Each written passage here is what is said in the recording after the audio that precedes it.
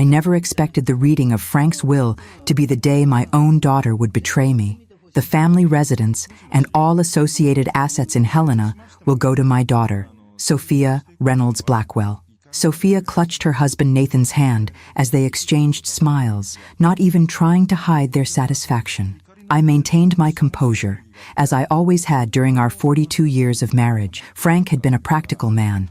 Surely he had made appropriate provisions for me as well. The lawyer cleared his throat and continued. And to my wife, Abigail Reynolds, I leave my recently acquired property in Montana, near Glacier National Park. The silence in the room was deafening. That's it? Sophia finally asked, looking between the lawyer and me. The property includes approximately 50 acres of land and the lawyer adjusted his glasses, cabin that Mr. Reynolds purchased 5 years ago. I remember feeling the weight of all eyes on me. Frank had never mentioned a property in Montana, not once in our 4 decades together. Mother can stay with us, of course, Sophia announced with practiced generosity, squeezing Nathan's hand as if seeking confirmation. He nodded stiffly, his smile not reaching his eyes. 2 weeks later, I understood the true nature of their generosity. I had been relegated to the guest room of what had once been my own home, expected to cook, clean, and stay out of sight when they entertained. I was no longer the lady of the house, but an inconvenient appendage they'd inherited along with the property. It was after one such dinner party that Nathan cornered me in the kitchen. "This isn't working, Abigail," he said, swirling expensive whiskey in a crystal tumbler. My crystal, from the set Frank and I had received as a wedding gift. "Sophia and I need our space." "I'm trying to stay out of your way," I replied, continuing to load the dishwasher with plates still bearing the remains of the meal I'd prepared. "That's not enough." Nathan's voice hardened. "Frank knew what he was doing when he left you that place in Montana. He knew you were too weak to make it on your own after he was gone." I straightened up, dishcloth still in hand. "Excuse me? Let's be honest," he continued, emboldened by alcohol and arrogance. "You've been dependent your entire life, a housewife. You've never paid a bill, never held a real job. Frank carried you, and now we're expected to do the same." Before I could respond, Sophia entered the kitchen. I looked to my daughter, expecting her to defend me against her husband's cruelty. Instead, she sighed. "Mom, we've been talking, and we think it would be best if you went to see the Montana property. It's yours, after all. Maybe it's time you learned to stand on your own 2 feet." The next morning, I found my suitcases in the hallway. Nathan didn't even try to hide his satisfaction as he handed me an envelope containing directions to the property and the key. "Don't come back until you've figured out how to support yourself," he said. "We're not running a charity here." Sophia hugged me stiffly, whispering, "It's for your own good, Mom. You need to be independent." And just like that, at 68 years old, I was homeless. I loaded my belongings into my car, a modest sedan Frank had purchased for me 3 years earlier, and began the long drive from Helena to the remote property near Glacier National Park. Tears blurred my vision for the first 100 miles. How could Frank have left me so vulnerable? How could my own daughter discard me so easily? The journey took almost 9 hours, the last 30 minutes on unpaved roads that wound higher into the mountains. With each mile, my heart grew heavier. What awaited me? A dilapidated shack where I was supposed to somehow rebuild my life? When I finally reached the property, the sun was setting, casting long shadows across what appeared to be exactly what I'd feared. A neglected 2-story cabin with a sagging porch, missing roof shingles, and windows that were either cracked or boarded up. "Oh, Frank," I whispered, parking in front of the sorry structure. "Why would you do this to me?" Exhausted and heartsick, I gathered my courage and approached the door. The key turned in the lock with difficulty, the hinges protesting as I pushed the door open. I stepped inside, fumbling for a light switch. What I saw when the lights flickered on left me frozen in the doorway, my suitcase dropping from nerveless fingers. The interior bore no resemblance to the decrepit exterior. Modern furniture arranged tastefully in a spacious living room. A state-of-the-art kitchen gleaming with stainless steel appliances. Hardwood floors covered with plush area rugs. But it wasn't the unexpected luxury that stole my breath. It was the dining table, set for one, with a plate that still held the remains of a recently eaten meal. A coffee mug, half full, sat beside an open notebook. Someone had been here, recently, perhaps still was. I approached the table cautiously, my heart pounding. The notebook was filled with handwriting I recognized instantly. Frank's precise, slanted script. I glanced at the date at the top of the page and felt the world tilt beneath my feet. It was dated 3 days ago. Frank had been dead for 3 weeks. The entry began. Abigail will be arriving soon. Everything must be in place. God, I hope she understands why I had to do it this way. My hands trembling, I turned the page to find detailed diagrams of the house, showing hidden passages behind walls, underground tunnels, and secret rooms. A noise from deeper within the house sent me stumbling backward. I grabbed a heavy candlestick from the table, holding it like a weapon. "Hello?" I called, my voice unsteady. "Is someone there?" Silence answered me, broken only by the gentle hum of the refrigerator and my own ragged breathing. Moving cautiously, I made my way down a hallway, passing rooms that looked lived in. A study with papers spread across a desk, a bedroom with rumpled sheets. Men's clothing hung in the closet, Frank's size, but styles I'd never seen him wear. In the study, a bookshelf stood slightly ajar. When I pulled it, it swung outward on hidden hinges, revealing a narrow passageway. Inside was a room that looked like something from a spy movie. Walls covered with photographs, newspaper clippings, and maps. At the center, a desk held multiple computer monitors. Corkboards displayed surveillance photos of people I recognized, politicians, business leaders from Helena, and prominently featured Nathan. Pins and strings connected various documents, creating a web of relationships. Handwritten notes detailed financial transactions, offshore accounts, and what appeared to be evidence of money laundering on a massive scale. On the desk sat a sealed envelope with my name written on it. With shaking hands, I opened it and began to read. "My dearest Abigail, if you're reading this, then you've found your way to the truth. I'm so sorry for the pain and confusion I've caused you. What I'm about to tell you will seem impossible, but I beg you to keep reading. I'm not dead, at least not in the way you think. 5 years ago, while conducting an audit for Blackwell Development, I discovered irregularities that led me to a conspiracy involving Nathan, several state officials, and a network of shell companies. They were laundering money from government contracts, skimming millions that should have gone to public infrastructure. When I quietly began gathering evidence, I noticed I was being followed. Our home was bugged. Our phones were tapped. I realized the depth of what I'd stumbled into and the danger it represented. I purchased this property as a safe house, disguised as an abandoned cabin to discourage visitors. Here, I've compiled everything needed to expose them. 3 months ago, I learned they were planning to silence me permanently. I had to disappear before they acted, make them believe they'd succeeded. The heart attack was staged, the funeral a necessary deception. I couldn't tell you beforehand. Your grief had to be genuine for them to believe I was truly gone. I've watched you suffer, and it has broken my heart every day. Why leave you the cabin in my will? Because I knew they would force you out eventually. Nathan has always resented your presence. Sophia, I'm devastated to tell you, has known about her husband's criminal activities for years. She's involved, Abigail. Our daughter chose money over morality long ago. This house contains everything needed to bring them to justice. But it also makes you a target. They'll come looking for you. For these files, the house has defenses and escape routes I've prepared. Use them if you must. You have a choice now. You can take the evidence to federal agent Marcus Wilson in Kalispell. His contact information is in the desk drawer. Or you can leave, use the cash and new identity I've left in the safe behind the painting in the master bedroom, and disappear.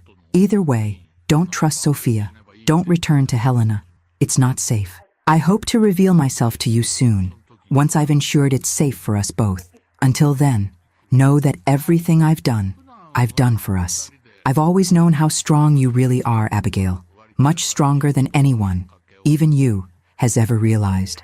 With all my love, Frank. I read the letter twice, then sank into the desk chair, my mind struggling to process the impossible. Frank alive? Sophia complicit in criminal activities? Our entire life together, ending not with a death, but an elaborate deception. As shock gave way to understanding, I became aware of a sound outside. Car tires on gravel. I moved to the window and peered through the blinds to see headlights cutting through the darkness. 2 black SUVs had pulled up in front of the cabin. Men in dark clothing emerged, moving with purpose toward the house. "Don't come back until you've figured out how to support yourself," Nathan had said. Now I understood. They never expected me to stay here. They expected me to turn around and flee back to Helena after seeing the dilapidated exterior. Instead, I discovered their secret, and they had come to make sure it died with me. I closed the secret room, heart pounding as I considered my options. Run? Hide? Fight? My whole life I'd been underestimated. The quiet housewife, the supportive spouse, the doting mother. Even Frank, for all his professed faith in me, had kept me in the dark until now. As I heard the front door handle being tested, a strange calm settled over me. For the first time in my life, I held power in my hands. The truth that could destroy those who had betrayed and discarded me. They thought I was weak. It was time to show them just how wrong they were. I moved quickly to the master bedroom, found the safe, and removed its contents. Then I slipped into one of the hidden passages Frank had mapped out, closing the entrance behind me just as I heard the sound of breaking glass from the front of the house. The hunt had begun, but they didn't realize that this supposedly helpless old woman now knew every secret of this house of lies. And I was no longer the prey. I was the trap. I navigated through the narrow passage, guided by dim emergency lights embedded in the floor. Frank had thought of everything. The passage sloped downward, leading deeper into the foundation of the house. I could hear muffled voices above, at least 3 different men, methodically searching each room. "She has to be here somewhere," a voice growled. "Her car's outside. Check behind the furniture, under the beds. The boss said she might have found something." The boss. Nathan? Or someone higher up in whatever conspiracy Frank had uncovered. The passage opened into a small concrete room filled with surveillance equipment.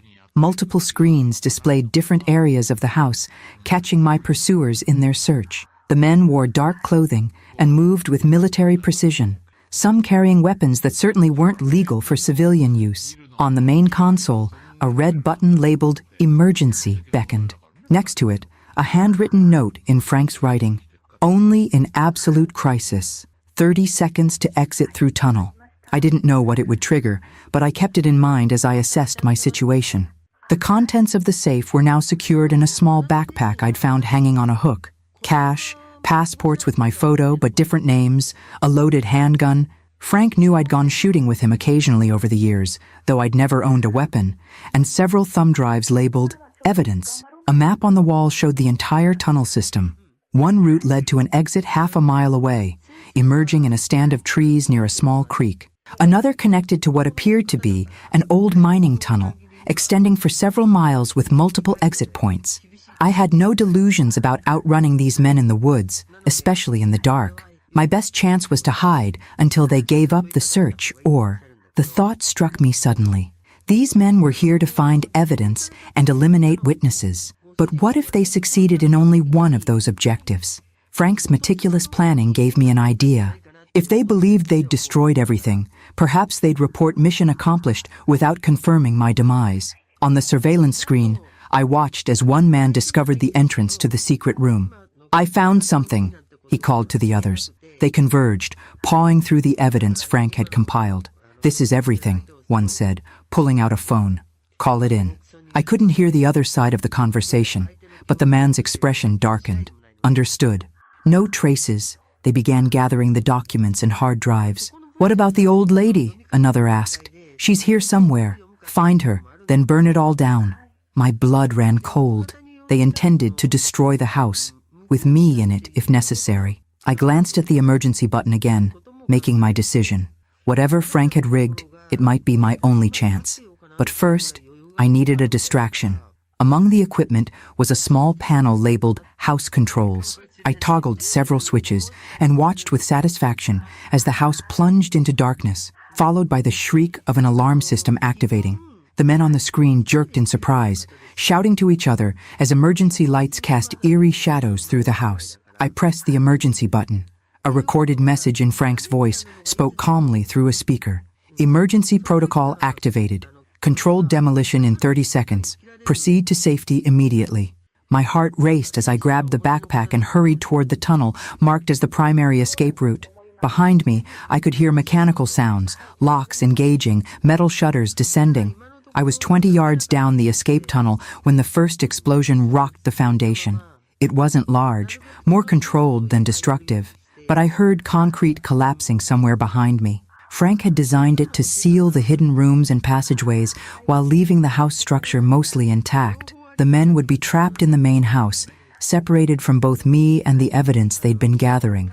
I kept moving, the tunnel gradually transitioning from concrete to rough-hewn stone, part of the old mining system Frank had incorporated into his escape routes. The air grew cooler and damper as I pushed deeper into the mountain. For nearly an hour, I followed the emergency lights, my mind churning with questions and revelations.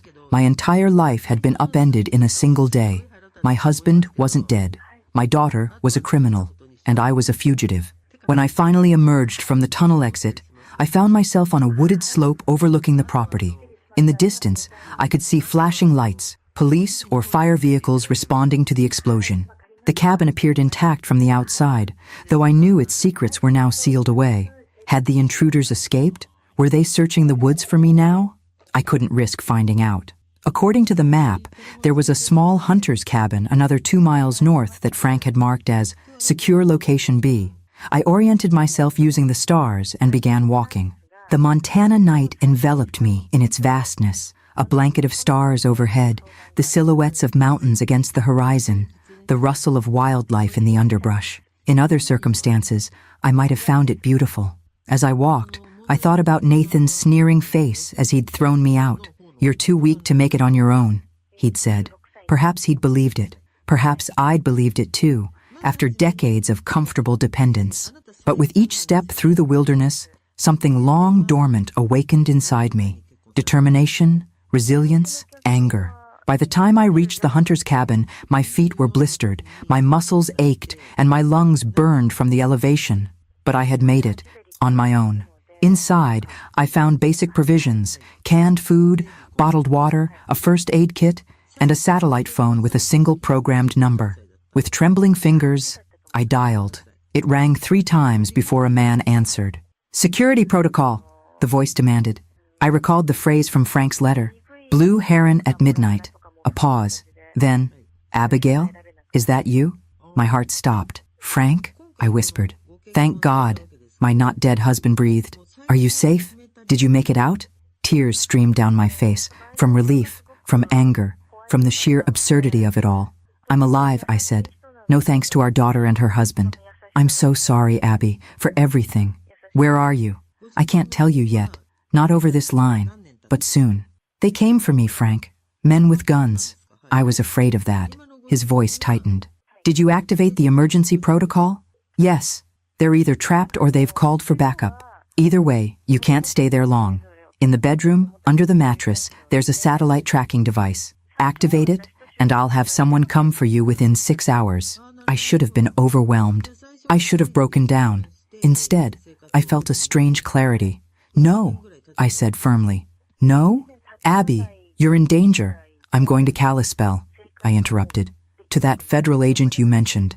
These people, including our daughter, tried to kill me tonight. I'm not running away. I'm going to make them pay." Silence stretched between us. "You don't have to do this," Frank finally said. "We could disappear together. Start fresh somewhere else." "Is that why you did all this? So we could spend our golden years looking over our shoulders?" I asked. "No, Frank. I want justice. I want our life back." Another long pause. "You always were stronger than I gave you credit for," he said softly. "All right, I'll make arrangements. But please, be careful. These people won't stop coming." As I ended the call, I sat in the small cabin, surrounded by wilderness, miles from everything familiar. Nathan had cast me out, believing I would break. Instead, he had set me free. Come morning, I would begin my journey to Kalispell, not as a victim seeking help, but as a woman carrying the weapon that would destroy those who had underestimated her. Let them keep hunting. This time, I would be ready. Dawn broke over the mountains, painting the sky in watercolor strokes of pink and gold. I had slept fitfully on the narrow cot, jolting awake at every creak and rustle from the surrounding forest. The satellite phone remained silent after my conversation with Frank. No further instructions, no warnings of approaching danger. I took inventory of my resources. The backpack with cash and documents, a basic first aid kit, 3 days' worth of canned food, and the handgun I kept within reach despite my limited experience with firearms. According to the map, Kalispell was approximately 40 miles away. an impossible journey on foot through mountainous terrain. The cabin's single window faced east, providing a view of the valley below, and crucially, the road leading to Frank's property. Through a pair of binoculars I found on a shelf, I spotted activity. Several vehicles parked haphazardly, men in dark uniforms establishing a perimeter. Not police, no marked cars or flashing lights. These were the same private forces from last night, now expanded in number. They were searching the woods methodically, working in a grid pattern outward from the house. It wouldn't take them long to discover the hunting cabin if they kept at it. I needed transportation, and fast. The map showed a small settlement 8 miles north, little more than a cluster of homes and a general store serving the scattered ranches and vacation properties in the area. If I could reach it without being spotted, perhaps I could find help, or at least a ride to Kalispell. I packed quickly, leaving no trace of my presence, and slipped out of the cabin. The morning air carried a bite of autumn chill as I oriented myself using the map and compass from my supplies. The most direct route would keep me exposed on ridgelines. Instead, I opted for a longer path through denser forest and creek beds that would provide cover. Hours passed as I picked my way through the wilderness, my city legs protesting every incline and rocky stretch. I hadn't hiked in years, not since Frank and I had taken weekend trips to Yellowstone when Sophia was young. The memory of those happier times sent a pang through my chest. How had my little girl grown into someone willing to see her own mother killed for money? By midday, I reached a dirt service road that, according to the map, led toward the settlement. I followed it cautiously, ready to dive into the underbrush at the first sign of vehicles. The road curved around a reservoir, and suddenly the settlement came into view. A dozen weathered buildings clustered around a crossroads, with mountains rising majestically behind them. I adjusted my appearance as best I could, smoothing my hair and brushing dirt from my clothes before approaching. A simple story formed in my mind. A tourist whose car had broken down, separated from my tour group, needing help. Simple, believable, and most importantly, unremarkable. The general store's screen door creaked as I entered. An older man looked up from behind the counter, his weathered face registering mild surprise at the sight of me. "Morning, ma'am," he greeted. "Don't often get folks walking in." "Everything all right?" "Car trouble," I explained, summoning a sheepish smile. "I was photographing wildlife when my rental died about 5 miles back. My phone has no service out here." He nodded sympathetically. "That happens plenty. Where are you trying to get to?" "Kalispell. I have friends expecting me." "Well, I'd offer to take a look at your car, but my knees ain't what they used to be. My son runs the tow service, but he's out on a call." He checked his watch. "Mail truck comes through in about an hour, headed that way. Margie might give you a lift at least part of the way." I thanked him and purchased a few supplies with cash. Water, a packaged sandwich, a baseball cap that would help conceal my face. As I waited, I perused the bulletin board near the entrance, plastered with local notices and advertisements. A freshly posted flyer caught my eye, and my blood ran cold. My own face stared back at me, alongside the word "missing" in bold letters. The text described me as a 68-year-old woman with possible dementia who wandered away from her family's Montana property. It listed Nathan as the contact person, claiming he was deeply concerned for his mother-in-law's safety. The store owner noticed my attention. "Just came in this morning," he commented. "Some fella in a fancy SUV put him up all over town. Said his poor mother-in-law got confused and wandered off. They've got search teams out looking." My mind raced. They were covering their tracks, establishing a narrative that would explain my disappearance, or my death if they found me. If I turned up dead in the wilderness, everyone would blame confusion and exposure, not foul play. "Terrible thing," I murmured, angling my face away. "I hope they find her." "Said she might be distressed or paranoid," the man continued, talking nonsense about people being after her. "Alzheimer's is a cruel business. The perfect setup. If I approached authorities claiming a conspiracy, Nathan had already planted the seed that I was delusional. Who would believe an elderly woman over a respected businessman with political connections? The bell above the door jingled. I tensed, then forced myself to relax as an elderly woman entered, not one of the men from last night. "Morning, Earl," she greeted the shopkeeper. "Any packages for me today?" "Mail's not in yet, Doris, though Margie should be along soon." As they chatted, I weighed my options. Waiting for the mail truck now seemed risky. If Nathan's men had been here distributing flyers, they might return, or the storekeeper might make the connection between the missing woman and the stranger in his shop. Doris finished her business and headed back outside. On impulse, I followed her. "Excuse me," I called softly. She turned, squinting at me in the sunlight. "Yes, dear. I couldn't help overhearing. Do you live nearby?" "Just up the road," she replied, gesturing vaguely. "Why do you ask?" I made a quick decision. "I'm having car trouble, and I really need to get to Kalispell today. I'd be happy to pay for a ride, if you're heading that direction." Doris studied me for a moment. "Not today, I'm afraid. But my son is dropping by this afternoon with supplies. He lives in Columbia Falls, just outside Kalispell. He could probably help you out." Relief washed through me. "That would be wonderful. I'd be so grateful." "Come along then," she said, heading toward an ancient pickup truck. "No sense waiting here in the sun. You can have some lunch while we wait for him." As we drove the short distance to her ranch house, I glanced nervously at every passing vehicle, expecting to see the black SUVs from Frank's property. But the roads remained quiet, the mountains indifferent to my plight. Doris chattered amiably about local history and her family as we bumped along the dirt road. I responded with appropriate interest while keeping my fabricated backstory consistent. A wildlife photographer from Minneapolis, visiting Montana for the first time. Her home was modest but comfortable, sitting on several acres with a barn and corral visible behind it. As we pulled up, I noticed another vehicle already parked in front, a silver sedan with tinted windows. "Looks like Tommy's here early," Doris remarked cheerfully. But as we approached the house, the front door opened to reveal a woman whose appearance struck me like a physical blow. Sophia, my daughter, stood on the porch, her expression shifting from pleasant to shocked as she recognized me.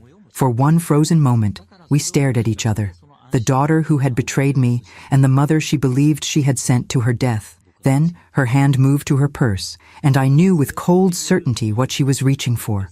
"Doris, get down!" I shouted, shoving the older woman aside as Sophia withdrew a pistol from her bag. The first shot splintered the wood of the porch railing as I dragged Doris behind her truck for cover. "What in God's name?" Doris began, her voice shaking. "That's my daughter," I explained breathlessly, the absurdity of the situation not lost on me. "And she's trying to kill me." In the distance, I heard the rumble of approaching vehicles, reinforcements, undoubtedly. The trap was closing, and this time, there would be no secret passageways to escape through. "Your daughter," Doris repeated, shock rendering her momentarily speechless as another bullet pinged off the truck's hood. "Why would your daughter—" "It's complicated," I gasped, my mind racing. "Is there another way out of here?" Doris nodded, her initial shock hardening into surprising resolve. "The barn connects to the back pasture. There's an access road the ranch hands use." She fumbled in her pocket, producing a set of keys. "My husband's old Jeep is in the barn. Still runs." A voice called from the direction of the house, Sophia's voice, sweet and reasonable, betraying nothing of her murderous intent. "Mom? Is that you? Thank God we found you. Everyone's been so worried." The performance was chilling in its believability. If Doris had been alone, she would have certainly emerged, never suspecting the danger. "We need to move," I whispered to Doris. "When I say now, run for the back of the barn. Stay low." The rumble of engines grew louder. Through a gap beneath the truck, I glimpsed two black SUVs turning onto the property's long driveway. "Now!" I shouted, and we both scrambled to our feet. Another shot rang out as we fled, dirt kicking up at our heels. Doris was remarkably spry for her age, keeping pace as we zigzagged toward the barn's rear entrance. We burst through the door, startling chickens that had taken shelter in the shade.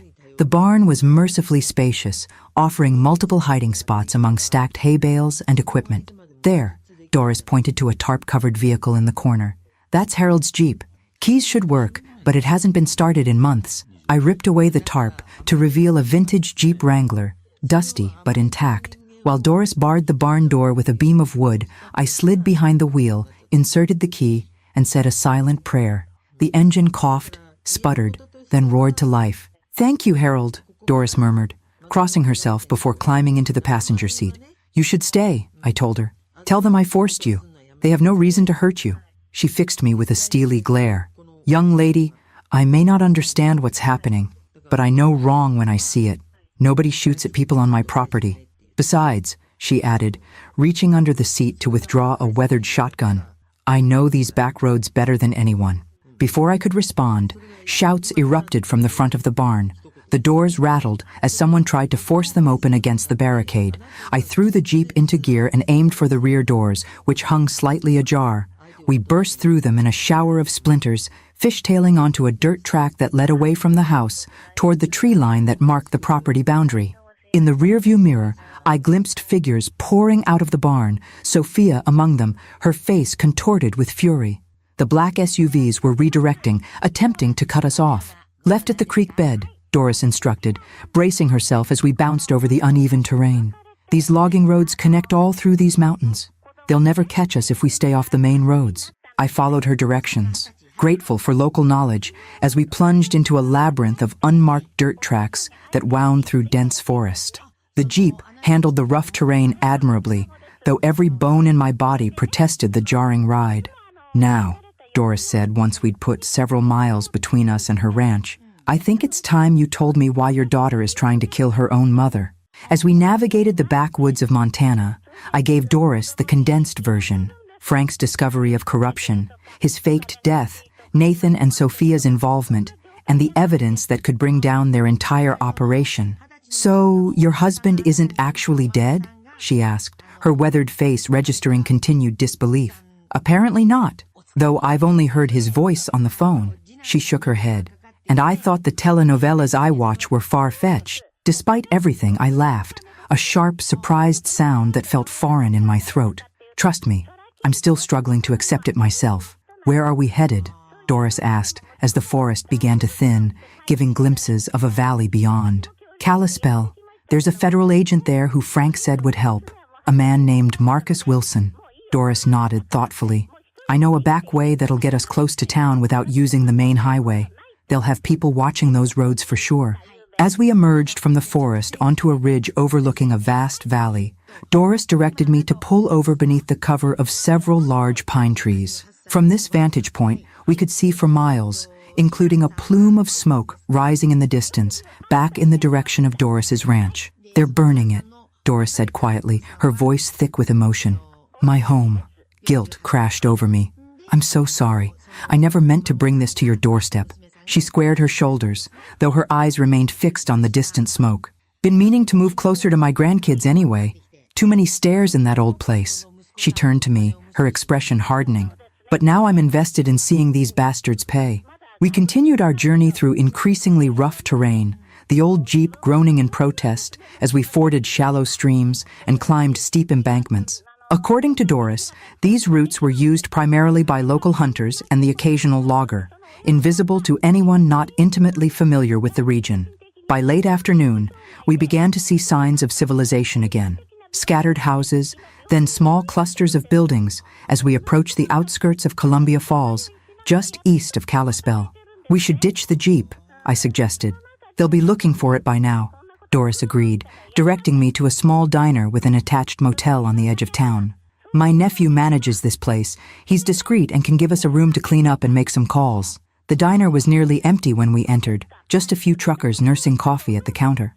Doris's nephew, a burly man in his 40s named Pete, took one look at his aunt's disheveled state and ushered us immediately into a back office. They burned down the ranch, Doris told him without preamble. I need a room, no paperwork, and a secure phone. To his credit, Pete asked no questions, simply producing a key and a cell phone. Room 12 around back. No one will bother you. You need anything else, Aunt Dee? Some food wouldn't hurt, she replied. And keep an eye out for men in black SUVs asking questions. While Doris explained the situation to her nephew, I used the phone to call the number Frank had given me for Agent Wilson. It rang several times before going to voicemail. I left a cryptic message mentioning Frank's name and the cabin, providing the motel's information, then ended the call. In the small, dated motel room, I finally had a moment to properly assess my physical state. My reflection in the bathroom mirror was startling. A disheveled woman with wild gray hair, dirt-streaked face, and eyes haunted by a day's worth of life-or-death situations. Hardly the proper suburban grandmother I'd been just days ago. After a quick shower, I emptied the contents of the backpack onto the bed, examining each item more carefully now that I had proper light and time.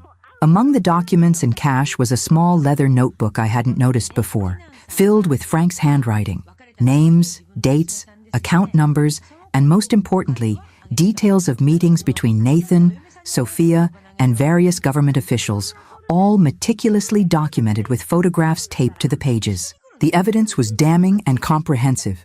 Frank had been thorough, as always. A knock at the door sent my heart racing. I gestured for Doris to stand back as I approached cautiously, the handgun ready at my side. "Who is it?" I called. "Federal Agent Marcus Wilson," came the reply. "I believe we have a mutual friend."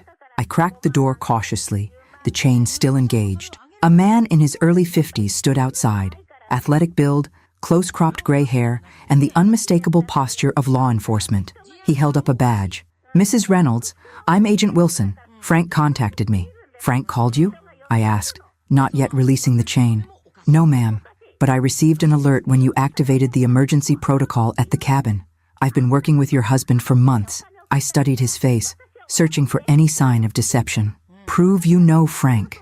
A hint of a smile touched his lips. "He said you'd be cautious." "Good." He reached into his jacket pocket slowly, producing a photograph. "He wanted me to show you this if you questioned my identity." The photo showed Frank and me on our 30th anniversary trip to Santorini, a private moment on a cliffside at sunset that no one else would have had access to. I finally unlatched the chain. Agent Wilson entered, nodding respectfully to Doris before surveying our humble accommodations with a professional eye. "You've been through quite an ordeal, Mrs. Reynolds. I'm impressed you made it this far." "I had help," I said, gesturing to Doris. "And please, call me Abigail." He sat at the small table near the window, positioning himself to keep watch on the parking lot. "Frank has been feeding me information about Nathan Blackwell's operation for almost a year. We were building a case carefully, methodically, until Frank's death accelerated the timeline." "Why didn't you arrest Nathan months ago?" I asked, unable to keep the edge from my voice. "Before all this became necessary?" "Blackwell is just one piece of a much larger network," Wilson explained. "We needed to identify all the major players, the politicians, judges, business leaders. Moving too early would have allowed the bigger fish to slip away. Meanwhile, I was left in the dark," I noted bitterly, "grieving a husband who wasn't dead." Wilson had the grace to look uncomfortable. "That was Frank's decision. He believed it was the only way to protect you." "By making me a target?" I challenged. "By ensuring you weren't complicit," Wilson corrected. "If you'd known the truth, if you'd acted differently after his death, they would have suspected you immediately. Your genuine grief gave you protection, until they realized what Frank had hidden at the cabin." I absorbed this explanation, not entirely satisfied but understanding the cold logic behind it. "So what happens now?" "Now," Wilson said, "we move you to a secure location while we prepare to take down the entire operation. The evidence you recovered," he nodded toward the backpack, "completes our case. And Frank, where is he?" "In protective custody at a safe house in Idaho. We can arrange for you to join him once we've ensured the area is secure."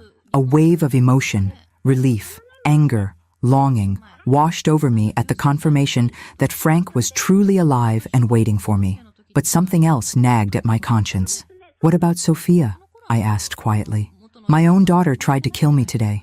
Wilson's expression grew somber.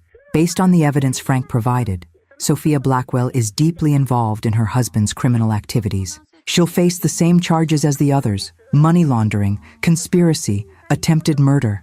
The reality of it hit me anew. My daughter would go to prison. My beautiful, ambitious Sophia, who had once been a straight-A student with dreams of changing the world, had become someone willing to murder her own mother for money. "I need to see the evidence against her," I said finally. "All of it." Wilson hesitated, then nodded. "That's your right, but I should warn you, it's comprehensive." Frank was especially thorough documenting Sophia's involvement, perhaps because he found it so difficult to accept. He produced a laptop from his briefcase, booting it up and entering several layers of passwords before turning it toward me. "These files contain everything we have on Sophia Blackwell's activities over the past 3 years." For the next hour, I sifted through a devastating archive of my daughter's betrayal. Emails discussing bribes to government officials, recordings of meetings where she calmly planned tax evasion strategies for clients engaged in illegal activities, photographs of her accepting envelopes of cash from known criminals. Most damning were records of her involvement in planning Frank's accident, the staged heart attack that had launched this entire nightmare. My daughter had helped plot her own father's death. She knew, I whispered, my voice hollow. She knew he wasn't really dead. Yes, Wilson confirmed. Our theory is that she suspected the heart attack was faked, which is why they accelerated their plans to find any evidence he might have hidden. Doris, who had maintained a respectful silence throughout, placed a weathered hand on my shoulder. I'm so sorry, Abigail. I closed the laptop, emotionally exhausted but oddly clear-headed. When do you make the arrests? We're coordinating with multiple agencies for simultaneous operations. Tomorrow morning, 6 a.m. We'll take down all the major players at once, including your son-in-law and daughter. I want to be there, I said suddenly, surprising even myself. When you arrest Nathan and Sophia, Wilson shook his head immediately. Absolutely not. It's too dangerous, and your presence could complicate the legal proceedings. They tried to kill me, I countered. They burned down Doris's home. They've destroyed lives without a second thought. I met his eyes steadily. I deserve to see justice done. Wilson studied me for a long moment. You're a lot like Frank described, stronger than you appear. I'm discovering that myself, I replied. After further discussion, we reached a compromise. I would be nearby during the arrests, observing from a secure vehicle with Agent Wilson, but would not directly participate in the operation. As evening settled over the small motel, Wilson left to coordinate with his team, leaving an agent posted outside our door for protection. Doris and I shared a simple meal brought by her nephew, each lost in our own thoughts. What will you do after? Doris asked eventually. When this is all over, I considered the question, realizing I had no clear vision of my future. The life I'd known was gone. My relationship with my daughter was irrevocably shattered. Even reuniting with Frank would mean building something entirely new from the ashes of our former existence. I don't know, I admitted. Start over somehow, I suppose. You could do worse than Montana, Doris suggested. Once you get past the people trying to kill you, it's quite beautiful. The absurd understatement startled a laugh from me. A genuine laugh that felt like the first crack in the wall of tension I'd been carrying since this ordeal began. I'll consider it, I promised, though perhaps a bit further from my current in-laws. As night fell, I lay awake in the unfamiliar bed, my mind replaying the events that had brought me here. Just days ago, I had been Abigail Reynolds, grieving widow and unwanted mother-in-law, a woman defined primarily by her relationships to others, deemed too weak to stand on her own. Now, I had evaded professional killers, outsmarted my murderous daughter, and helped preserve evidence that would bring down a criminal empire. The woman Nathan had dismissed as feeble had become the instrument of his destruction. Tomorrow would bring its own challenges, the painful spectacle of Sophia's arrest, the uncertain reunion with a husband returned from the dead, the daunting prospect of rebuilding a life at 68. But for perhaps the first time in my adult life, I wasn't afraid of the future. Whatever came next, I would face it with newfound strength. The house in Montana hadn't been a cruel final joke from Frank after all. It had been a crucible, one that had burned away my comfortable illusions and revealed something unexpected beneath. A woman I'd never known existed, a woman who could survive anything. Dawn broke with military precision. 5:30 a.m., and Agent Wilson was at our door, accompanied by a female agent who introduced herself as Special Agent Rivera. Time to move, Wilson said, his demeanor all business. We have a secure vehicle waiting. I dressed quickly in clothes provided by the FBI, dark pants and a navy windbreaker that made me look somewhat official, though the matching baseball cap felt like an unnecessary touch. Doris had arranged to stay with her nephew until it was safe to assess what remained of her property. Be careful, she told me as we embraced, and when this is all over, come back and visit. I make a mean apple pie. I will, I promised, surprised by how much I meant it. In the chaos of the past days, I'd somehow found a friend. Agent Rivera drove, while Wilson briefed me in the backseat of an unmarked SUV. A bitter irony, considering similar vehicles had been hunting me just yesterday. We're conducting simultaneous raids at multiple locations, he explained, handing me a bulletproof vest that I reluctantly donned at his insistence. Nathan and Sophia's residence, their offices, several properties owned by their associates. Based on surveillance, we believe they're both at home this morning. Our home, I corrected quietly. The house Frank and I shared for 30 years. Wilson acknowledged this with a sympathetic nod. You'll remain in the vehicle with Agent Rivera at a secure distance. I'll be with the arrest team. He hesitated, then added, I should warn you, these situations can be volatile. If Blackwell and your daughter resist arrest, you'll do what's necessary. I finished for him. I understand. We drove through the quiet streets of Helena as the city began to stir. Every familiar landmark felt alien now, as if I were seeing my hometown through a stranger's eyes. We passed the grocery store where I'd shopped weekly for decades, the library where I'd volunteered after retirement, the park where I'd pushed Sophia on the swings as a child, all settings from a life that now seemed to belong to someone else. Wilson's radio crackled with coded communications as we approached my neighborhood. Multiple vehicles were converging, agents preparing to execute the carefully orchestrated arrests that would dismantle Nathan's network in a single, coordinated strike. We stopped 2 blocks from my former home, close enough to observe, but far enough to remain safely removed from any potential conflict. Agent Rivera positioned the SUV strategically, giving us a clear view of the street while maintaining a discreet profile. Team Alpha in position, came a voice over the radio. All units ready. Wilson gave my shoulder a brief, reassuring squeeze before exiting the vehicle to join the arrest team. Rivera handed me a pair of binoculars. Sometimes it helps to see things clearly, she said, her expression suggesting she understood my need for closure.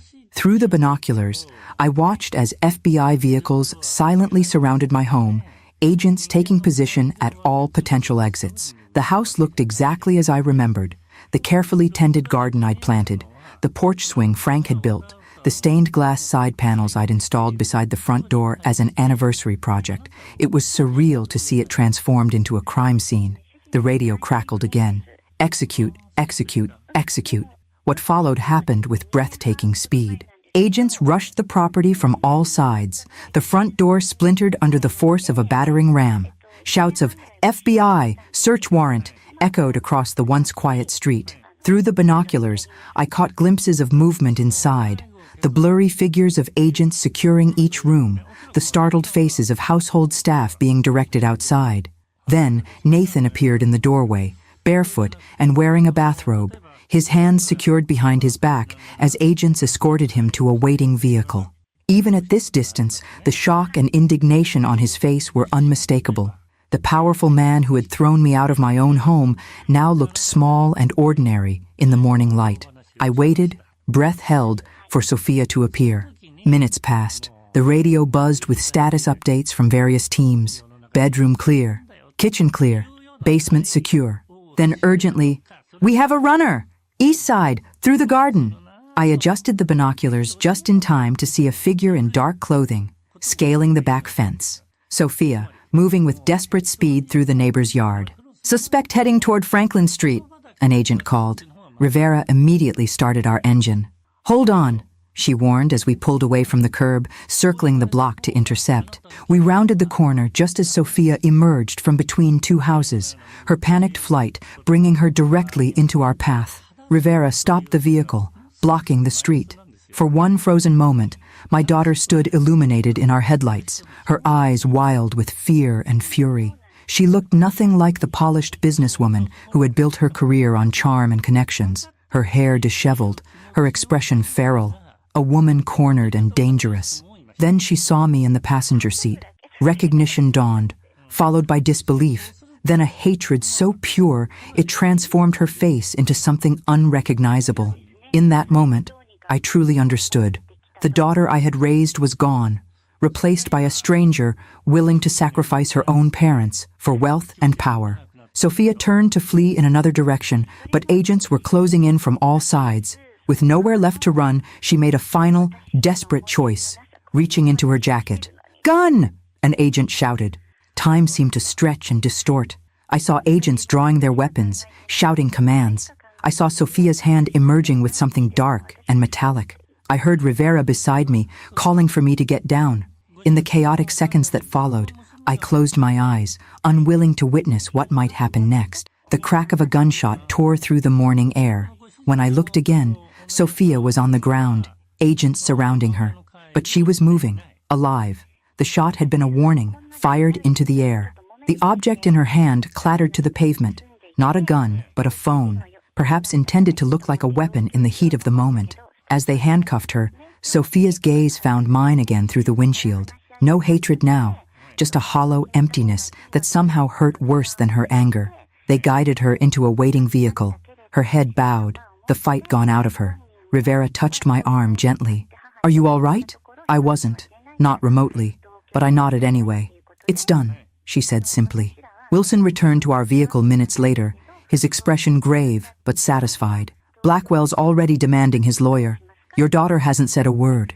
"Will the charges stick?" I asked, my voice steadier than I felt. "With the evidence we have? Absolutely. They're looking at decades, Abigail." I absorbed this, the finality of it, the irrevocable consequences that would shape all our lives going forward.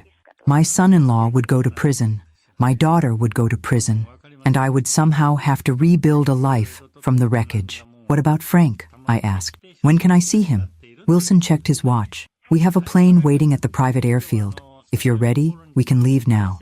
He's anxious to see you." As we drove away from the neighborhood I'd called home for most of my adult life, I didn't look back. Whatever future awaited me, with Frank, without Sophia, beyond the identity I'd carried for so long, it lay elsewhere. The house in Montana that had seemed like a cruel joke had become, improbably, the first step toward my liberation. In losing everything familiar, I'd discovered a resilience I never knew I possessed. "I'm ready," I told Wilson, and found that, despite everything, I meant it. The private airfield operated by the FBI occupied a discreet location outside Helena, surrounded by high fences and security checkpoints. As we approached, I caught sight of a small jet with government markings waiting on the tarmac, its engines already running. "Standard protocol for protected witnesses," Wilson explained as we passed through a final security checkpoint. "We move quickly, quietly, and leave no trail." The morning's events had left me emotionally drained, yet I felt oddly alert, my senses cataloging every detail as if to anchor myself in this new reality. The vibration of the tarmac beneath our vehicle, the crisp mountain air when Rivera opened my door, the distant rumble of the jet's engines preparing for departure. "This way, Mrs. Reynolds," a young agent directed, guiding me toward the waiting aircraft. I paused at the foot of the boarding stairs, suddenly overwhelmed by the magnitude of what awaited me above. Frank, my husband of 42 years, the man I had mourned and buried, whose absence had reshaped my entire existence, was alive, breathing, waiting. "Take your time," Wilson said quietly beside me. "This isn't easy for anyone."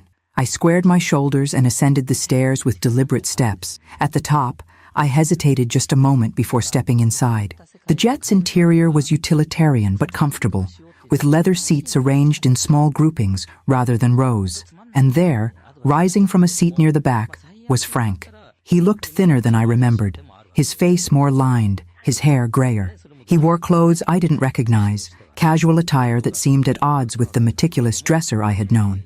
But his eyes, those were unchanged, watching me with the same mixture of affection and uncertainty that had characterized our first meeting nearly half a century ago. "Abby," he said, his voice breaking slightly on the familiar diminutive that only he had ever used. I stood frozen, a storm of emotions rendering me momentarily incapable of speech. Relief at seeing him alive, anger at his deception, joy at our reunion, grief for the daughter we had both lost in different ways. "You look well," he offered awkwardly when I didn't respond. A laugh escaped me, sharp, bordering on hysterical. "Do I? After believing you were dead? After being thrown out of my home? After discovering our daughter tried to have us both killed?" He flinched as if struck. "I deserve that, all of it. But please sit, let me explain." The agents discreetly moved to the front of the aircraft, giving us as much privacy as the confined space allowed. I sank into a seat opposite Frank, maintaining a deliberate distance between us. "I'm listening," I said. Frank took a deep breath. "It started 3 years ago with an audit I was conducting for the State Infrastructure Fund. Numbers that didn't add up. Contracts awarded to companies that barely existed. I traced the discrepancies to Nathan's firm, then to Nathan himself." He paused, pain flashing across his features. "And eventually, to Sophia. Our daughter," I said. "The one we raised to know right from wrong." I couldn't believe it either, not at first. I thought she must be an unwitting participant, manipulated by Nathan. I gathered evidence quietly, planning to confront her privately, give her a chance to extricate herself before going to authorities. His expression darkened. Then I found emails between them, discussing how to silence potential whistleblowers, how to arrange accidents that wouldn't attract investigation. "And you decided to fake your own death rather than come to me," I said, the hurt evident in my voice. They were watching me by then. Our phones, our computers, even our house, all monitored. I couldn't risk telling you. He reached across the space between us, not quite touching me. "I wanted to, Abby. Every day without you has been torture. While I grieved," I noted bitterly, "while I cried myself to sleep, believing I'd lost you forever. It was the only way to protect you," he insisted. "If they believed I was dead, you'd be safe while I gathered the remaining evidence. I never imagined they would force you out, that you'd end up at the Montana property so soon. The plan was to complete the federal case first, then bring you into protection before you ever had to face danger." The engines increased their pitch as the pilot prepared for takeoff. An agent approached briefly to ensure our seatbelts were fastened, then retreated again. "Where are we going?" I asked, suddenly realizing I had no idea of our destination. "A safe house in northern Idaho near Coeur d'Alene," Frank replied. "Just until the immediate legal proceedings are complete. After that," he hesitated. "After that, we have options." "Options," I repeated. "Witness protection? New identities? Starting over at 68? If necessary," he acknowledged. "Though Wilson believes once the case is fully prosecuted, we might eventually return to some version of our former lives. Not in Helena, perhaps, but somewhere we could be ourselves again." The aircraft began to move, taxiing toward the runway. I watched the landscape of Montana sliding past the small window, wondering if I would ever see it again. "You should have trusted me," I said finally, returning to the core of my hurt.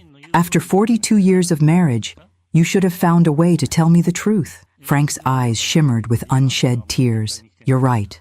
I made a terrible mistake, thinking I was protecting you by keeping you in the dark. I underestimated you, Abby.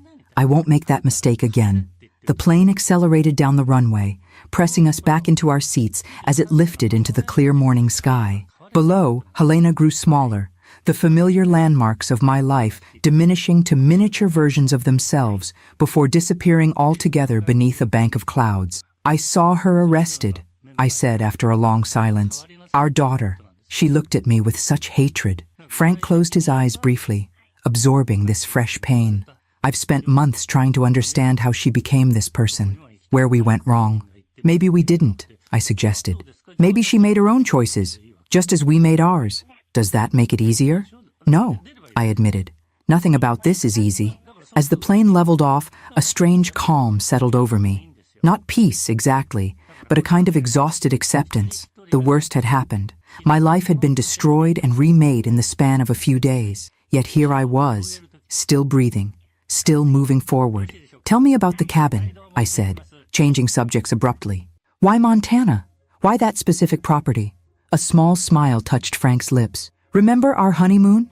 That road trip through Glacier National Park? You wanted to see every waterfall in the guidebook," I recalled, the memory unexpectedly vivid after all these years. "We got lost and ended up in that tiny town with one restaurant and a post office. Evergreen," he supplied. "When I needed a place that Nathan and Sophia wouldn't connect to us, I remembered how much you loved that valley, how you said it was the most peaceful place you'd ever seen." The thoughtfulness of this, that even in his deception, Frank had chosen a place with meaning to us, touched me in a way his explanations hadn't. "The exterior disguise was necessary," he continued, "but I tried to make the interior something you would love. The kitchen layout like the one you always wanted, bookshelves for your collection, even a small art studio in the back room. I remember how you used to paint before life got too busy. I hadn't discovered that room in my brief chaotic time at the cabin. The idea that Frank had created a space specifically for a passion I'd long abandoned revealed a depth of attention I hadn't fully appreciated during our marriage. "I'd like to see it again," I said softly, properly this time, without men with guns chasing me through the woods. Frank's expression brightened with cautious hope. "You would? Even after everything?" "I don't know what our future holds, Frank. I don't know if I can forgive the decisions you made without me. But I do know that cabin is the only property we still have, and it's the one place in the world that isn't tainted by Sophia's betrayal." He nodded, understanding the complicated truth in my words. "Then we'll go back. when it's safe. Make it a real home if that's what you want. The plane continued its journey westward, carrying us toward an uncertain future. Between us, the space remained, filled with hurt, regret, and unresolved pain. But also, perhaps, the fragile possibility of reconstruction. Not of the life we had lost, that was gone forever, but of something new, built from the hard-won wisdom of survival. The safe house in Idaho was a modest lakeside cabin, secluded enough to ensure privacy, yet close enough to civilization for necessary amenities. Unlike the Montana property with its deliberate facade of neglect, this place was well maintained, with a dock extending into the clear waters of Coeur d'Alene and mountains rising majestically in the distance. "You'll be comfortable here," Agent Wilson assured us as we toured the two-bedroom structure. We maintain several properties like this for protected witnesses. There's a panic button in each room, and agents stationed nearby around the clock. The precautions were necessary, he explained, because despite the arrests, Nathan's network was extensive. Some associates remained at large, and until all the principal defendants were securely behind bars awaiting trial, we would remain under protection. For 3 weeks, Frank and I existed in a strange limbo, physically together, yet emotionally distant, sharing space, but navigating around the chasm that had opened between us. We established careful routines that allowed for privacy and independence. I took morning walks along the lakeshore while Frank prepared breakfast. He worked on his testimony with federal prosecutors in the afternoons while I read books from the well-stocked shelves. We shared dinner in polite conversation that carefully avoided our most painful topics: Sophia, our future, the breach of trust that still festered between us. At night, Frank slept in the second bedroom without discussion or complaint, respecting the boundaries I had not explicitly stated but clearly needed. The news from Helena arrived in careful, filtered doses through Agent Wilson. Nathan was being held without bail, deemed a flight risk due to his international connections. Several politicians implicated in the scandal had resigned. The investigation had expanded to include additional charges as new evidence emerged from seized documents and cooperative witnesses. Sophia had maintained her silence, refusing to speak even to the high-priced attorney Nathan had arranged for her. This detail, when Wilson shared it, pierced me unexpectedly. Even in her criminal alliance, my daughter remained the stubborn, determined person I had raised, using silence as resistance, just as she had during teenage disagreements decades earlier. On our 25th day at the safe house, Wilson arrived with news that shattered our careful equilibrium. "The preliminary hearing is scheduled for next week," he announced during his regular briefing. "The prosecution wants both of you to testify." Frank nodded, having expected this. "Of course, whatever they need." "Both of us?" I asked, the implications sinking in slowly. "You mean I would have to testify against Sophia?" Wilson's expression was sympathetic but firm. "Your testimony about the events at the Montana property and Doris's ranch would establish clear intent. It's crucial evidence of attempted murder." "She's my daughter," I said, the words carrying the weight of a lifetime of memories. Sophia's first steps, school plays, college graduation, her wedding day. "She tried to kill you, Abigail," Frank reminded me gently. "Twice." "I know what she did," I snapped, surprising both of them with my vehemence. "I was there, remember? While you were safely hidden away, I was the one being shot at, the one watching our daughter transform into someone I didn't recognize." The outburst released something that had been building in me for weeks, not just about Sophia, but about everything that had happened. "I need some air," I said, rising abruptly and heading for the door. Outside, the afternoon sun sparkled on the lake's surface, the beauty a stark contrast to my inner turmoil.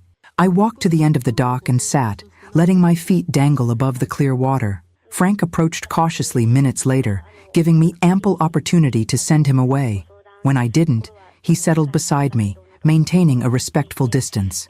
"I won't pretend to understand what you're feeling," he said after a long silence. "My experience of all this has been entirely different from yours." "Yes," I agreed, "it has. For what it's worth, I don't think anyone would blame you for not wanting to testify against your own child." I turned to study his profile, the man I had loved for most of my life, the father of the daughter who had tried to kill us both. "Wouldn't you? Blame me, I mean." He shook his head firmly. "Never. This isn't a test of loyalty, Abby. There's no right answer. But there are consequences," I noted. "If I don't testify, Sophia might face lesser charges. She might someday go free, despite what she's done. True, but that's the prosecutor's problem, not yours. I considered this perspective, the idea that I could separate myself from responsibility for the legal outcome, that my only obligation was to my own conscience, my own healing. What would you do? I asked finally. If our positions were reversed, Frank gazed out over the water, considering the question with characteristic thoughtfulness. I honestly don't know. I'd like to believe I would do whatever protected the most people from harm. But when that harm comes from your own child, he shook his head. There's no playbook for this, Abby. The simple acknowledgement of the impossible position I faced loosened something in my chest. Not a resolution, but perhaps the beginning of acceptance that there were no perfect choices left, only difficult ones, with painful consequences. I need time to think, I said. Of course. Wilson said we have until Monday to decide. We sat in companionable silence as the sun began its descent toward the mountains, casting long shadows across the lake. For the first time since our reunion, the space between us felt less like a barrier and more like a necessary breathing room. Two people carrying their own versions of the same grief, finding ways to coexist with it. That evening, I called Wilson and asked for access to all the evidence against Sophia, not just the attempted murder charges, but everything documenting her involvement in the larger conspiracy. If I was to make this impossible choice, I needed to understand the full scope of what my daughter had become. The files arrived the next morning. Boxes of financial records, surveillance photographs, transcripts of recorded conversations. I sequestered myself in my bedroom and began the painful process of truly knowing the daughter I thought I had understood. What emerged from those pages was a portrait of a woman I barely recognized, calculating, coldly ambitious, willing to sacrifice anything and anyone for wealth and status. The transformation hadn't happened overnight, I realized. The evidence showed a progression over years, beginning with small ethical compromises that gradually evolved into full criminal complicity. Most devastating were the transcripts of conversations about Frank and me, the casual way Sophia had discussed her father's removal, her irritation at my continuing presence in her house, her explicit approval of plans to ensure I never returned from Montana. In one recording, Nathan had asked if she was certain about taking care of your mother. She's always been weak, Sophia had replied. Just a housewife who never accomplished anything on her own. Dad carried her their entire marriage. She won't be missed. The words cut deeper than any physical attack could have. Not just the callousness toward my life, but the fundamental misunderstanding of who I was. Had I truly raised a daughter who saw me as nothing more than an appendage to her father? Had I somehow failed to show her my own strength, my own value? By the time I emerged from my room the following evening, my decision was made. I found Frank on the porch, watching the sunset with a cup of tea in hand. I'll testify, I said without preamble. Not out of vengeance or betrayal, but because it's necessary. Because the truth matters, even when it breaks your heart to speak it. Frank nodded, understanding the weight of the choice. You're the strongest person I know, Abigail. You always have been, even when neither of us realized it. For the first time since our reunion, I reached for his hand, bridging the physical distance we had maintained. The prosecutor arrives tomorrow to prepare us, I said. After that, we face whatever comes next, together. His fingers tightened around mine, a silent promise, a tentative step toward rebuilding. The sunset painted the mountains in gold and crimson as we sat quietly, two survivors contemplating the long road ahead, a journey through painful testimony, public scrutiny, and the slow, difficult work of reconstructing a marriage from its foundations. But for that moment at least, we were no longer alone in our separate griefs. And that perhaps was the beginning of healing. The Helena Federal Courthouse loomed before us, its stone facade austere against the autumn sky. 6 weeks had passed since our arrival at the safe house. 6 weeks of preparation, deposition, and the meticulous construction of the government's case against Nathan, Sophia, and their co-conspirators. Ready? Frank asked, as our escort vehicle pulled to a stop at the building's secured entrance. I smoothed the fabric of the navy suit the prosecution team had selected for me. Conservative, dignified attire meant to project credibility to the jury. As ready as I'll ever be. We were ushered through security and into a private room where the lead prosecutor, a razor-sharp woman named Elaine Martinez, waited with her team.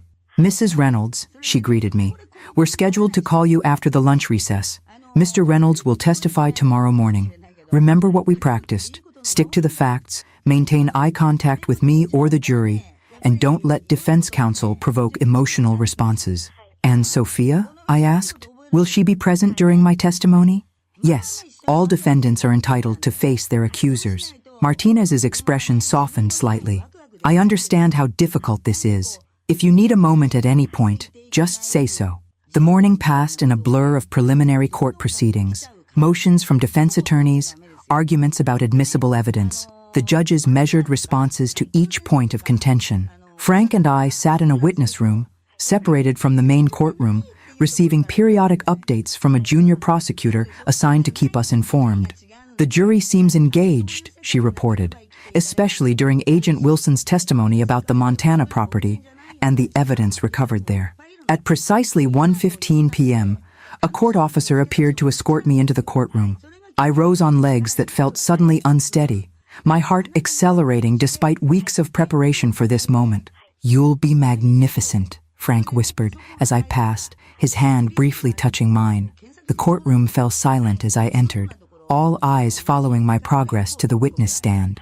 I forced myself to look straight ahead, not searching for Sophia among the defendants seated at the defense table. The oath was administered, and I took my seat, finally allowing myself to survey the room. Nathan sat between two expensive-looking attorneys, his expression impassive, almost bored. Beside him, separated by another lawyer, was Sophia. My breath caught at the sight of her, thinner than I remembered, her complexion sallow under harsh fluorescent lighting, her eyes downcast until she sensed my gaze. When she looked up, her expression revealed nothing, no remorse, no anger, nothing of the daughter I had raised. "Mrs. Reynolds," Prosecutor Martinez began, approaching the stand. "Could you please tell the court about the events following your husband's apparent death?" I recounted the story chronologically, the reading of the will, Nathan's cruel dismissal, my journey to Montana, the discovery of the cabin's true nature, and the subsequent attempts on my life. My voice remained steady, even as I described Sophia pointing a gun in my direction at Doris's ranch. "And you have no doubt it was your daughter who fired at you?" Martinez asked. "None whatsoever," I confirmed. "We were no more than 30 feet apart. I saw her face clearly as she pulled the trigger." Throughout my testimony, I maintained eye contact with Martinez or the jury, just as we had practiced, but I was acutely aware of Sophia's gaze boring into me. I could feel it like a physical presence, though I deliberately avoided meeting her eyes again. After nearly 2 hours, Martinez concluded her direct examination. "Your witness," she said to the defense. Nathan's attorney rose.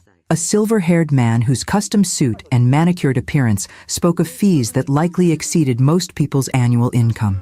"Mrs. Reynolds," he began smoothly, "you've given us quite a tale today. Fake deaths, secret cabins, elaborate conspiracies. It's all very dramatic, isn't it?"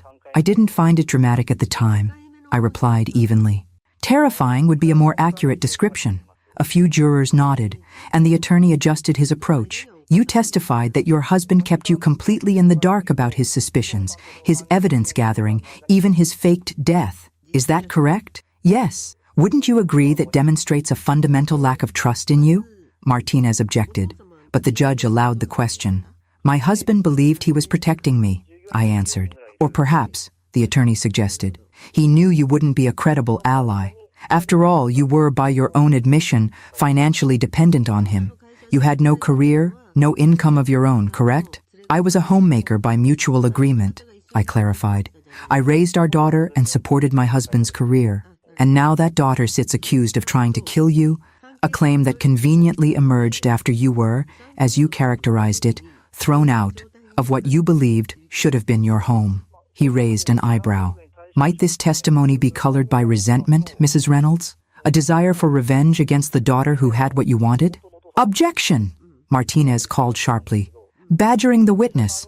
"Sustained," the judge agreed. "Counsel will refrain from editorializing." The attorney shifted tactics again, spending the next hour attempting to undermine specific details of my testimony. questioning my memory, suggesting alternative explanations for events, implying that stress and age might have affected my perceptions. Through it all, I maintained the calm dignity Martinez had coached me to project. When asked if I might have misinterpreted Sophia's actions at the ranch, I simply described again what I had seen with my own eyes. When questioned about my emotional state after Frank's death, I acknowledged my grief without allowing it to diminish the credibility of my observations. "One final question, Mrs. Reynolds," the attorney said eventually. "Given your admitted unfamiliarity with firearms, is it possible that what you perceived as your daughter shooting at you was actually a warning shot meant to protect herself from what she believed was an unstable relative trespassing on private property?" I paused, considering my answer carefully. This was the moment to look at Sophia directly, and I did, meeting her gaze fully for the first time since entering the courtroom. "My daughter aimed a gun at my chest from 30 feet away," I said clearly. "The bullet hit the truck beside me at approximately the height of my heart. If I hadn't moved at that precise moment, we wouldn't be having this conversation. Those aren't the actions of someone firing a warning shot." Sophia's expression finally cracked, not with remorse or shame, but with a flash of frustrated anger, quickly controlled but unmistakable to anyone watching closely. In that brief, unguarded moment, the jury glimpsed what I had already accepted: the calculating person beneath the polished exterior. "No further questions," the attorney concluded, recognizing the damage Sophia's reaction might have caused. The judge dismissed me from the stand, and as I walked past the defense table, I felt rather than saw Sophia turn to follow my progress. For the first time, I registered not just the anger in her attention, but something else, a grudging reassessment. She had underestimated me, just as Nathan had, just as Frank had, in his own way. The elderly mother she had dismissed as weak had withstood professional killers, wilderness survival, and now a calculated legal attack, emerging not broken, but formidable. Whatever else Sophia might feel toward me, I sensed she would never again mistake my kindness for weakness. In the witness room, Frank waited with undisguised pride. "You were magnificent," he said, echoing his earlier prediction. "It was the truth," I replied simply. Nothing more or less.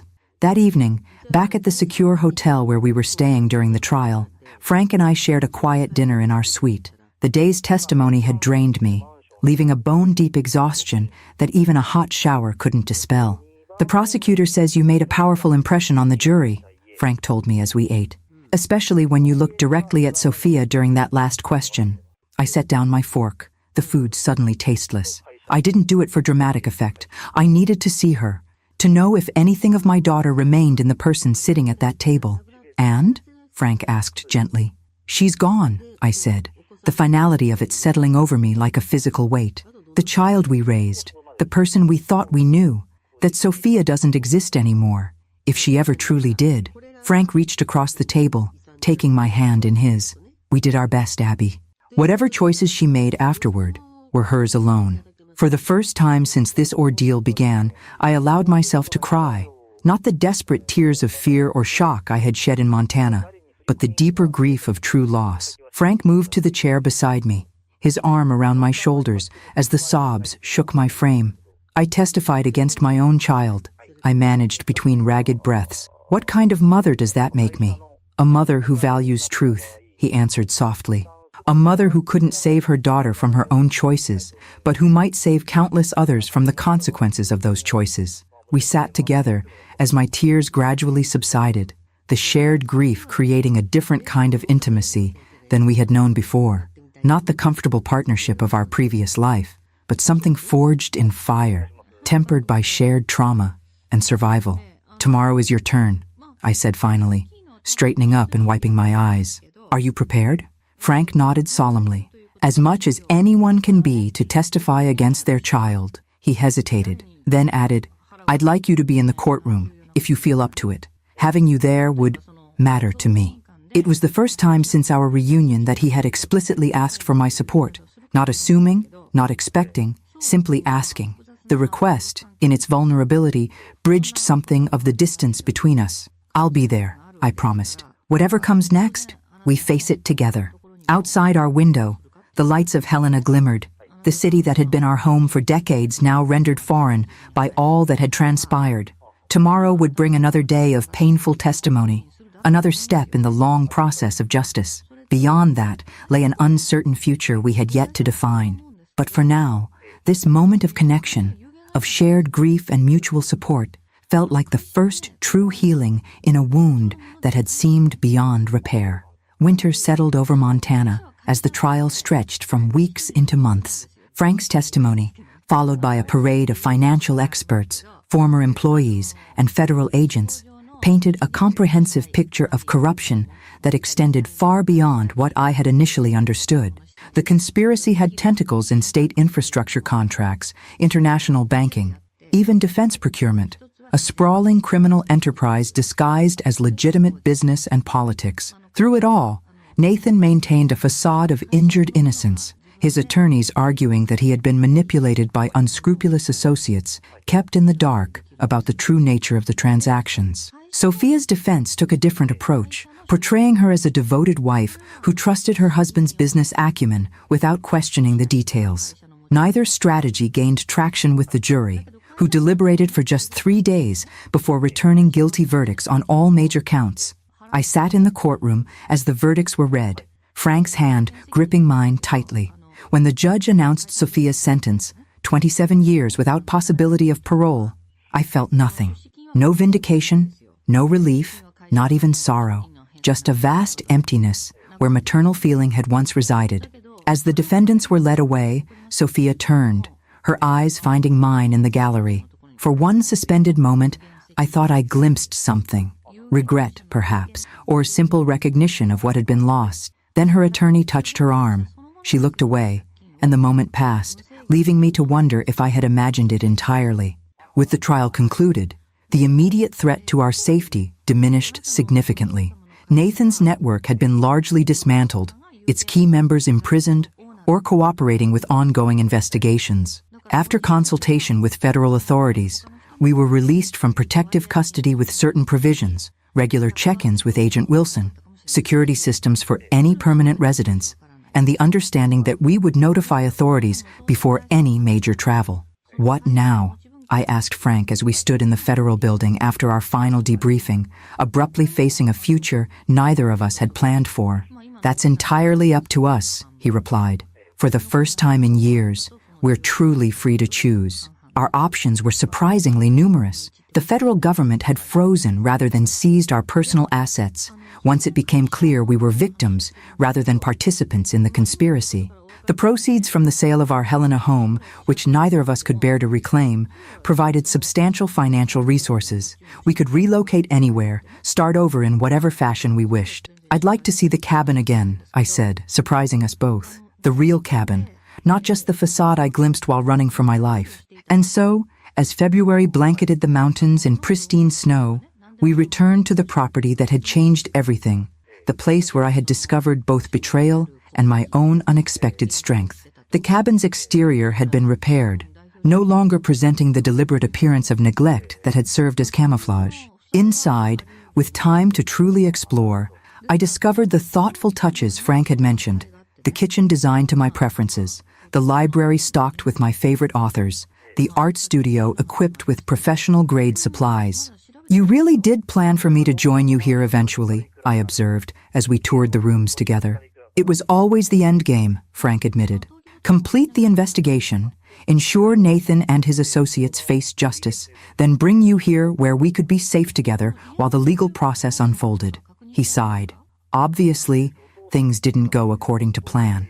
They rarely do, I noted, running my fingers along a bookshelf. But sometimes what happens instead is exactly what needed to happen. We spent a week at the cabin, settling into its rhythms, learning its quirks, discussing potential modifications that would make it truly ours rather than just Frank's vision of what I might want. The hidden rooms and security features remained, though hopefully never to be needed again. Reminders of our extraordinary journey rather than active necessities. On our final evening before returning to Coeur d'Alene, where we had temporarily based ourselves, we sat on the porch despite the cold, bundled in blankets, watching snow fall gently among the pines. I think I could be happy here, I said, my breath forming clouds in the crisp air. Not immediately, perhaps, but eventually. Frank looked at me with cautious hope. You'd consider making this our home? After everything that happened? Strangely, this is the one place that feels untainted, I explained.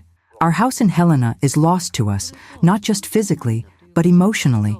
It's where Sophia betrayed us, where Nathan humiliated me, where decades of memories are now overshadowed by deception. I gestured to the snowy landscape before us. But this place, this is where I found myself again, where I discovered strengths I never knew I possessed. It seems fitting to build a new life here, on that foundation. He nodded, understanding. What would that life look like, do you think? The question was gentle, open-ended, not pushing for reconciliation, not assuming we would simply resume our marriage as it had been before. In the months since our reunion, we had gradually reconstructed a relationship built on mutual respect and shared experience, but had carefully avoided defining what that relationship would become. Different, I said honestly. I'm not the woman I was before all this happened, Frank. I can't go back to being solely defined as wife and mother, content to operate in the background of my own life. I wouldn't want you to, he replied. I fell in love with that woman 45 years ago, but I admire the woman you are now even more. The simple sincerity of his words warmed me more than the blanket around my shoulders. I think, I said carefully, that I'd like to use that art studio. Really use it, not just dabble occasionally. I've been sketching again during the trial. It helps clear my mind.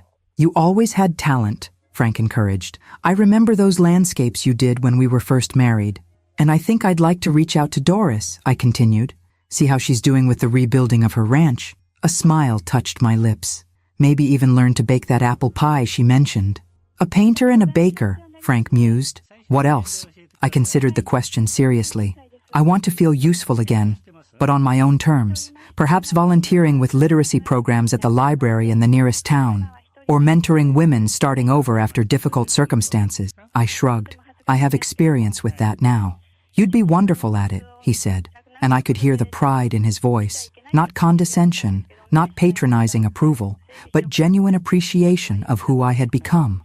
We lapsed into comfortable silence, watching darkness settle over the mountains. The future remained uncertain in many ways. The legal aftermath of the trial would continue for years.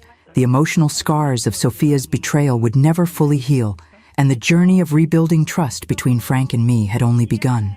But as snowflakes danced in the porch light, I felt something I had not expected to feel again. Hope. Not the naive optimism of youth, nor the comfortable security of my previous life, but something harder won and more valuable.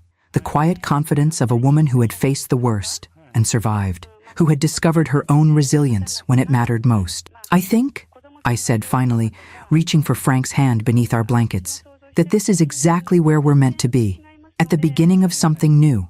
His fingers intertwined with mine, warm despite the winter chill. Together? The question contained multitudes, asking for forgiveness, offering a future, acknowledging that the choice was mine to make. Together, I confirmed, not as we were, but as we are now. Two people who lost everything and found themselves in the process. Around us, snow continued to fall, covering the landscape in a pristine blanket, nature's way of offering a clean slate, a fresh canvas on which to create whatever came next. I was ready to begin.